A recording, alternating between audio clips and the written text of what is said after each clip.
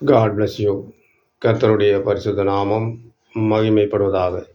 இந்த நாளின் தியானத்திற்காக நாம் எடுத்துக்கொண்ட வேத பாகம் சங்கீதம் 119 45 46.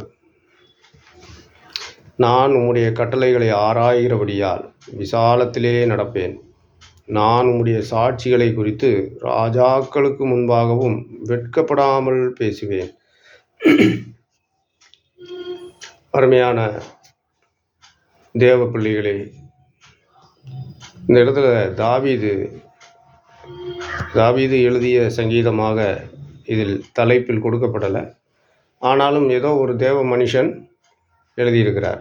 உம்முடைய வேதத்தை நான் ராஜாக்களுக்கு முன்பாகவும் பாருங்க, நான் உம்முடைய சாட்சிகளை குறித்து ராஜாக்களுக்கு முன்பாகவும் வெட்கப்படாமல் பேசுவேன்.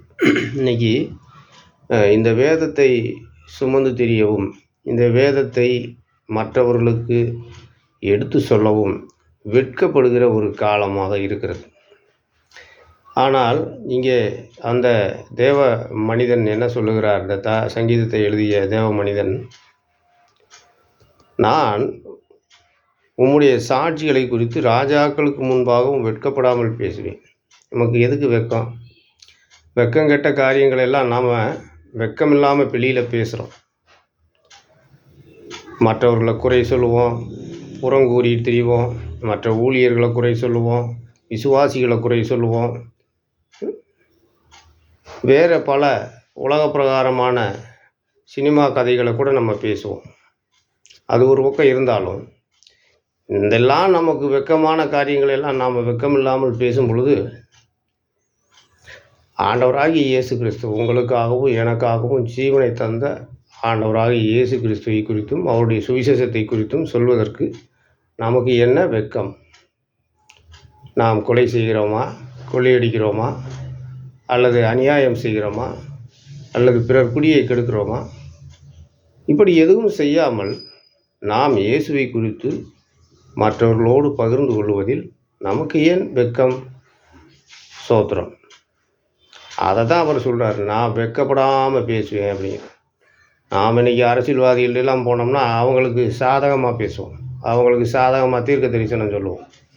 உங்களை ஆண்டவர் நல்லா வளமாக காத்துக்குருவாரியா, உங்கள் ஆட்சி நல்லா இருக்குன்னு சொல்லுவோம். ஏன்னா பயந்துக்கிட்டு.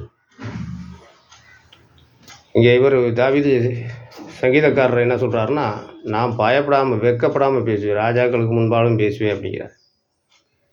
சோதரம். அதனால் இந்த நாட்களில் நமக்கு தேவை என்னென்னா, பயம் என்பது நாம் பயத்தின் ஆவியை நமக்கு ஆண்டவர் கொடுக்கல. சோத்திரம். அப்பா பிதாவே என்று கூப்பிட பண்ணுகிற புத்திர சுவீகாரத்தின் ஆவி நம்மளை ஆண்டவர் தத்தெடுத்திருக்கார். சோத்திரம். கோடிக்கணக்கான மக்கள் மத்தியில் நம்மளை அவருடைய மகிமைகளை பேசும்படியாக நம்மை தத்தெடுத்திருக்கார். சீட்டு போட்டு தேர்ந்தெடுத்திருக்கார். எத்தனையோ பேர் இருந்திருக்காங்க, அவங்களாம் இந்த வேலையை செய்ய வந்திருக்கலாம். ஆனால் அவங்க வரமாட்டாங்க. ஏன்னா அவங்கள ஆண்டவர் தெரிந்து கொள்ளலை. அவங்க உலக பிரகாரமாக வாழ்வதற்கு அனுமதிச்சிருக்காரு. அதனால் அவங்க உலகத்தில் வாழ்கிறாங்க. ஆனால் உங்களை என்னையும் இதை சொல்வதற்காகவே தெரிந்து கொண்டார். வேதத்தை போதிப்பதற்காகவே தெரிந்து கொண்டார். இது கொஞ்சம் கஷ்டமான வேலை. இந்த வேலை கொஞ்சம் கஷ்டமான வேலை. இதை யாரும் ஏற்று செய்ய மாட்டாங்க. அப்படி செய்யும்படியாக தான் நம்மளை ஆண்டவர் அழைத்திருக்கிறார். அதனால் நாம் வெட்கப்படாமல் பேசணும். எந்த மனிதனிடத்துலையும், அதிகாரிகளாகட்டும், பெரிய ஒரு உத்தியோகஸ்தர்களாக இருந்தாலும், அவர்களிடத்தில் மரியாதையோடு வணக்கத்தோடு அவர்களோடு நம்ம காரியங்களை பற்றி பேசுகிறதுல சங்கடப்பட வேண்டிய அவசியமே இல்லை. சோத்திரம். அதுதான் அவர் சொல்கிறார். 45 அவர் என்ன சொல்கிறாருன்னா, நான் உம்முடைய கட்டளைகளை ஆராய்கிறபடியால் விசாலத்திலே நடப்பேன். பார்த்தீங்களா? இந்த வேதத்தை இன்றைக்கி அநேகர் ஆராய்ச்சி ஆராயாததுனால தான் அவங்க இன்றைக்கி குறுகிய மனப்பான்மை உள்ளவங்களாக ஒரு பயத்தின் ஆவியோடு இன்றைக்கி நடந்துக்கிட்டு இருக்கிறாங்க. ஒவ்வொரு ஊழியர்களும் விசுவாசிகளும் இன்றைக்கி பயத்திலேயே நடக்கிறாங்க. எதுக்கு எடுத்தாலும் பயம். சோத்திரம். ஆண்டவர் சொல்கிறாரு, அவர் பிரதான கட்டளை கொடுக்கும்போது சொல்கிறார், வானத்திலையும் பூமியிலையும் எனக்கு சர்வ அதிகாரம் கொடுக்கப்பட்டிருக்குன்னு. இந்த பாருங்கள், இந்த பிரபஞ்சத்தின் மேலே நமக்கு அதிகாரம் உண்டு. சூரியன் அங்கே நில்லு அப்படின்னு சொன்னோடனே யோசுவா அப்படியே அந்த ஒரு பகல் முழுவதும் நின்றுச்சு. சந்திரனும் என்ன செஞ்சுச்சு, இரவு முழுவதும் தன்னுடைய வேலையை செய்யலை, அது ஒரே இடத்துல நின்றுச்சு. பாருங்கள், அந்த நாளில் இஸ்ரேலில் மட்டும் இரவும் இல்லை பகலும் இல்லைன்னு இல்லை, உலகம் முழுவதுமே அன்று இருட்டாக தான் இருந்திருக்கும், ஒரே பகலாக தான் இருந்திருக்கும். அங்கே மட்டும் இல்லை, உலகம் முழுவதுமே நடந்திருக்கு. ஏன்னா சூரியன் அதே இடத்துல நின்றுக்கும்போது எல்லா இடத்துலையுமே பகலாக தான் இருந்திருக்கும், உலகம் முழுவதுமே பகலாக தான் இருந்திருக்கும், உலகம் முழுவதுமே பகலாகவே தான் இருந்திருக்கும். அதுதான் இங்கே சொல்லப்பட்டிருக்கு. அதனால் ஆண்டவர் என்ன சொல்கிறேன்னா, நம்முடைய வசனங்களை ஆராயும் போது என்ன செய்யணும், நான் விசாலத்தில் நடப்பேன். அப்போ நமக்கு ஒரு விசாலமான ஒரு பாதையை ஆண்டவர் வச்சிருக்கிறார். அந்த விசாலத்தில் நம்ம நடக்கணும்னா நம்ம அவருடைய வேதங்களை, அவருடைய கட்டளைகளை ஆராயணும். சோதரம் இங்கே நமக்கு மத்தேயு எழுதின சுவிசேஷத்தில்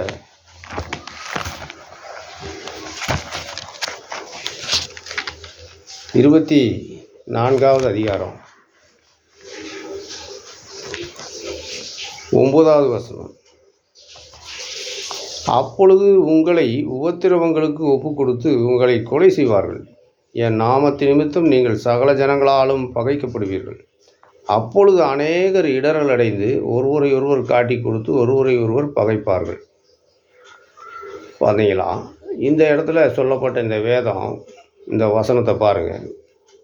அப்பொழுது எப்போ, இந்த எல்லாம் இந்த காலகட்டத்தை குறித்து தான் சொல்லப்பட்டிருக்கிறது. இந்த காலகட்டத்தில் தான் அவர் மேற்சொன்ன காரியங்கள் எல்லாம் நடந்துக்கிட்டு இருக்கு. சோதரம், அதாவது உபத்திரவங்களுக்கு ஒப்பு கொடுப்பாங்கன்னு போட்டிருக்கு.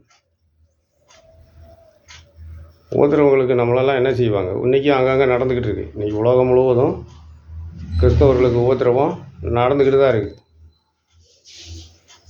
எதுக்காக இந்த உபத்திரவங்களுக்கு ஆண்டவர் ஒப்பு கொடுக்குறாருன்னா, நாம் இன்னும் கொஞ்சம் மனம் திரும்பணும், இன்னும் கொஞ்சம் கிறிஸ்துவை கிட்டி சேரணும், அதுக்காக தான் இந்த உபத்திரவங்களை நமக்கு அனுமதிக்கிறாரு. ஆனால் சிலர் என்ன செய்வாங்களாம், ஐயோ இந்த உபத்திரவங்களுக்காக நாம் கிறிஸ்துவை ஏற்றுக்கொண்டோம்னு சொல்லி இடரல் அடைந்து ஒருவரை ஒருவர் காட்டி கொடுப்பாங்களா, ஐயா நான் கிறிஸ்தவன், நான் மதத்துலேருந்து நான் விளையிட்டேன், இந்த என் பையன்தான், இவனை பிடிச்சிட்டு போங்க, அல்லது இந்த என் மருமக இந்த பிள்ளையை பிடிச்சிட்டு போங்க, இல்லை என் மக இந்த பிள்ளையை பிடிச்சிட்டு போங்க அப்படின்னு சொல்லி ஒருத்தருக்கு ஒருத்தர் வீட்டுக்குள்ளேயே என்ன செய்வாங்களாம், காட்டி கொடுத்து ஒருவரை ஒருவர் பகைப்பாங்களாம்.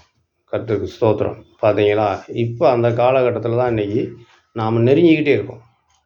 அந்த அளவை எட்டலை, நாம் இதில் சொல்லப்பட்ட அந்த அளவை நாம் இன்னும் எட்டலை. ஆனால் இப்போ அதுக்குள்ளே தான் நடமாடிக்கிட்டு இருக்கோம். கிறிஸ்துவின் சபை இப்போ எதுக்குள்ளே போயிட்டுருக்கு, உபத்திரவத்தின் வழியாக போய்கிட்டே இருக்குது. ஸ்தோத்திரம். இல்லை உபத்திரவத்தின் வழியாகலாம் போகலைன்னு யாராவது உங்களிடத்துல சொன்னால், அந்த சொல்கிற அந்த உபதேசகன், அந்த பிரசங்கியார் பொய்யன் அப்படின்னு நான் சொல்லுவேன். ஏன்னா இன்றைக்கி சபையானது உபத்திரவத்தின் வழியாக போய்கிட்டு இருக்கும்போது, இல்லை அதெல்லாம் இல்லை அப்படின்னு ஒருவன் சொல்லுவானானால் அவன் கள்ளபோதகன் என்று அர்த்தம். ஸ்தோத்திரம். அதனால தான் ஆண்டவர் இங்கே சொல்கிறாரு, உங்களை உபத்திரவங்களுக்கு ஒப்பு கொடுத்து என் நாமத்து நிமித்தம் சகல ஜனங்களால் பகைக்கப்படுவீர்கள். பாருங்கள், இன்றைக்கி கிறிஸ்துவ தேவையில்லை, மக்களுக்கு கிறிஸ்துவ தேவையில்லை. அவங்களுடைய பாரம்பரியம், அவங்களுடைய ஆசாரம், அவங்களுடைய கலாச்சாரம், அதைத்தான் அவங்க விரும்புகிறாங்க. கிறிஸ்தவம் அதுக்கெல்லாம் நேர் எதிராக இருக்கிறதுனால அவங்க நம்மளை பகைக்கிறாங்க. சோத்திரம். அன்றைக்கு கெதரேனர் நாட்டிற்கு இயேசு கிறிஸ்து கடந்து போனார்.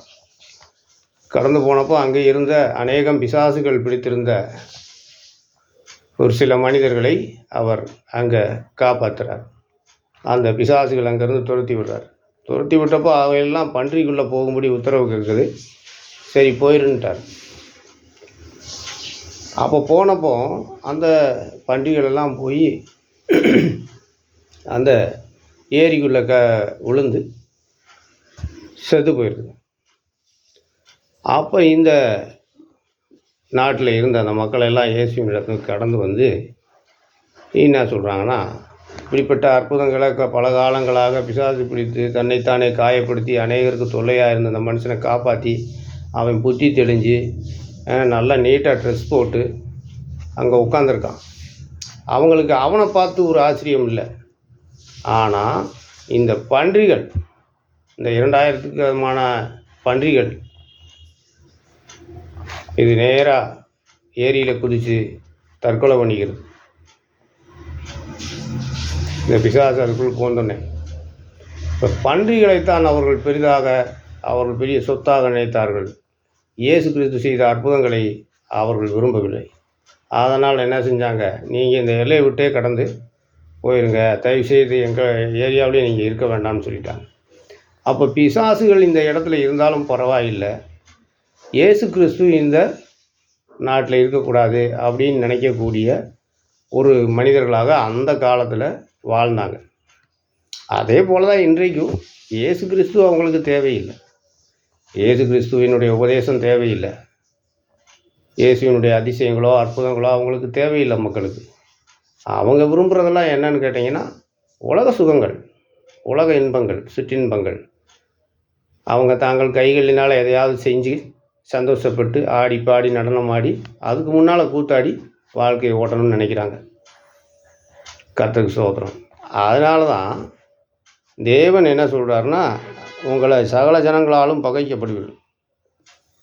அப்போ ஒருவரை ஒருவர் பகைப்பார்கள். இந்த சம்பவங்கள்லாம் நடக்கும்போது நம்மளும் என்ன செய்வாங்க, நீதிமன்றங்களுக்கும் போலீஸுகளுக்கும் பிடிச்சிக்கிட்டே போவாங்க. ஆனால் போகும்போது நாம் என்ன செய்யணும், வெட்கப்படாமல் ஆண்டவருடைய வார்த்தையை அந்த இடத்துல சொல்லணும். ஸ்தோத்திரம். பவுலை கொண்டு போய் அகிரிப்பா ராஜா என்று சொல்லக்கூடிய ரோம அரசனுக்கு முன்பாக ஒரு விசாரணை கைதியாக நிற்கிறார். அப்போ அவர் பல கேள்விகளை கேட்குறாரு. இவர் அதற்கு ஆன்சர் பண்ணுறார், பதில் சொல்கிறாரு.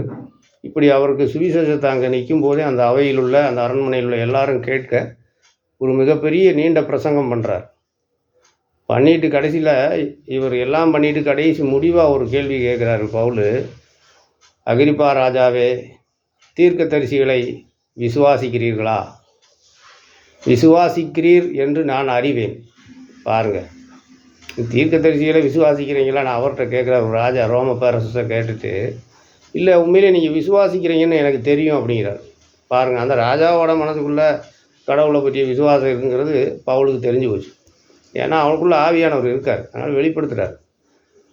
அப்போ இந்த விஷயத்தை எப்படி இவனுக்கு தெரிஞ்சுன்னா, மனசுக்குள்ளே அவர் நினச்சிருந்துருக்கலாம். ஒரு வேளை இவன் பேசுகிறத கேட்டு மயங்கி நானும் கிறிஸ்தவன் ஆனால் கூட நல்லதுதான்னு சொல்லி அவர் மனசுக்குள்ளே ஒரு சிந்தனையை ஓடி இருந்திருக்கு. அதனால தான் அவர் சொல்கிறாரு, தீர்க்கதரிசிகளை விசுவாசிக்கிறீர்களா? விசுவாசிக்கிறேன் என்று நான் அறிவேன். அதை சொன்னோன்னே தான் அவர் என்ன செய்கிறாரு, நீ பழைய கில்லாடியாக இருப்ப போலப்பா, நீ ஏறக்குறைய என்ன செய்கிற, கொஞ்சம் குறைய என்னையும் கிறிஸ்தவன் ஆகிறதுக்கு நீ சம்மதிக்க பண்ணுற அப்படின்னு சொல்கிறார். அப்போ பாருங்கள், அவர் மனசுக்குள்ளே இந்த ஓட்டம் ஓடிட்டு இருந்திருக்கு. அதைத்தான் பரிசுத்த ஆவியானவர் பவுலுக்கு வெளிப்படுத்துகிறார். பாருங்கள், இப்படிப்பட்டதான ஒரு நல்ல ஒரு ஊழியக்காரர்களை தான் இந்த கடைசி காலத்தில் தேவை. சும்மா சாப்பிட்டோம், ஏதோ பிள்ளைகளை படிக்க வச்சோம், நான் ஊழியர், என் பிள்ளைகள்லாம் இன்ஜினியரு, ஸ்போர்ட்ஸில் பெரிய ஆளுக, இப்படி பெருமை பேசுகிறதுக்காகலாம் உங்களை ஆண்டவர் அழைக்க கிடையாது. சோதரம், நீங்கள் உங்கள் ரட்சிப்பையே பாதுகாக்கிறது கேள்விக்குறியாக இருக்குது. பிறகு பிள்ளைகளை எப்படி பாதுகாப்பீங்க? சோதரம். அதனால் இந்த நாட்களில் நாம் தைரியமாக பேசுவோம், வெட்கப்படாமல் ஆண்டவரை பற்றி பேசுவோம். உங்களால் இயன்றவரை எப்படியெல்லாம் கிறிஸ்து இயேசுவை மற்றவர்களிடத்தில் பேச முடியுமோ, மற்றவர்களிடத்தில் இந்த செய்தியை கொண்டு போய் சேர்க்க முடியுமோ, அந்த வழியிலெல்லாம் சேர்த்து விடுங்க. சோதரம். அதனால் இந்த நாட்களில் கர்த்தருடைய சாட்சிகளை ஆராய்வோம், விசாலத்தில் நடப்போம், ராஜாக்களுக்கு முன்பாகவும் அதிகாரிகளுக்கு முன்பாகவும் அவருடைய நாமத்தை வெட்கப்படாமல் பேசுவோம். இயேசு ஒரு இடத்துல சொன்னார், பிரசங்கிச்சுக்கிட்டு இருக்கும்போது, என்னை குறித்தும் இந்த சுவிசேஷத்தை குறித்தும் எவன் ஒருவன் வெட்கப்படுகிறானோ அவனை குறித்து மனுஷகுமாரன் தன்னுடைய தூதர்களோடு கூட வரும் பொழுது பிதாவின் முன்பாக நானும் வெட்கப்படுவேன் அப்படின்னு சொல்கிறார். பார்த்தீங்களா, ஒரு வெட்கப்படாத ஒரு ஊழியக்காரனாக இருக்கும்படி அழைக்கப்பட்டிருக்கோம். நம்ம தீமோத்தேயுவில் சொல்கிறால, நீ வெட்கப்படாத ஊழியக்காரனாக இரு அப்படின்னு. வெட்கப்படக்கூடாது. எதுக்கு வேணாலும் வெட்கப்படலாம். ஆனால் இயேசு கிறிஸ்துவை அறிவிக்கிறதுல நம்ம வெட்கப்படவே கூடாது. ஸ்தோத்திரம். அதைத்தான் இங்கே சொல்லப்பட்டிருக்கு. அதனால் இந்த நாட்களில் நாம் ஒரு வெட்கப்படாத ஊழியக்காரனாக, பயப்படாத ஊழியக்காரனாக, விசுவாசியாக ஆண்டவருக்கு முடிவு வரைந்த நிலைத்திருப்போம். கர்த்தர் தாமே நம்மை ஆசீர்வதித்து நம்மை பலப்படுத்துவார். பலத்தின் ஆவியினால் உங்களையும் என்னையும் இடை கட்டுவாராக. God bless you. Amen.